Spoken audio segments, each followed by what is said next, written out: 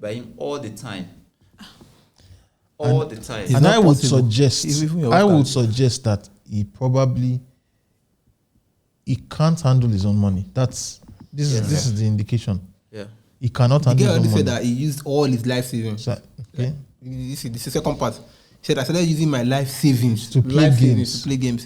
I get 28. Life savings 28. So which most times I don't win, but I still won't win back. So it's possible that the guy doesn't have a dime with him.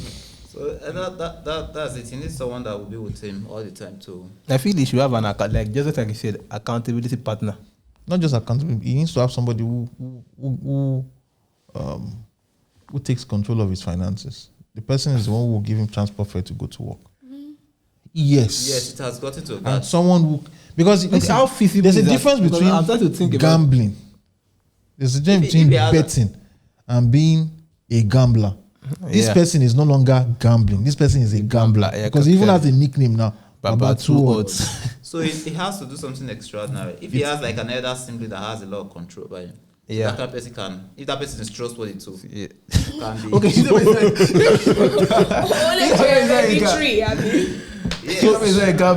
that he will not take exactly. He will not take his money, gives to that one. That one not going to use it for gambling. So that person will be giving the money he needs. So I think with time. Yeah, I think that's a feasible solution. This thing is because it's not something you can just say tell the person don't go to the shop because he can play with his phone. Exactly. And sometimes some of those things they pop up. Yes, yes. Yeah, they have the app. They might have the app on their phone. Not even the app now. You can be and that's possible if it just pops up. And that's possible if he pay him salary, just take all the money and go give to the person. That's difficult. He may have to, and that's why I said that. Yes. Listen, let me tell you the path to growth. When someone wants to, and I think what I want to say right now, I think it applies to everybody here. There are two elements of change, and most times people don't pay attention to it. So we want to give this person counsel that he can work with. That does not amount to wishful thinking. Okay, if this person thinks he's going to change, he's just wishing it.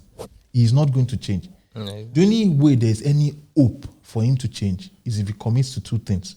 And this applies to anything you want to do, whether you want to learn a new skill, whether you want to quit an old habit, whether you want to start a new career. There's a difference between hope and wishful thinking. And I will separate them. Okay? When somebody wishes means that the person is just out there. There's no structure to support what the person wants. So if you see somebody that wants to stop a new habit, okay, and the person says that a year from now, like all those New Year resolutions, by January this year, I'll start writing a new book. Okay? If the person does not have structure that is built and designed to write books, he will not write books. So for example, and there are two things people have noticed. Okay? One is you need to commit to a physical training program. The second is you need to put yourself under structured guidance. Those two things are necessary. It's the reason why we go to school.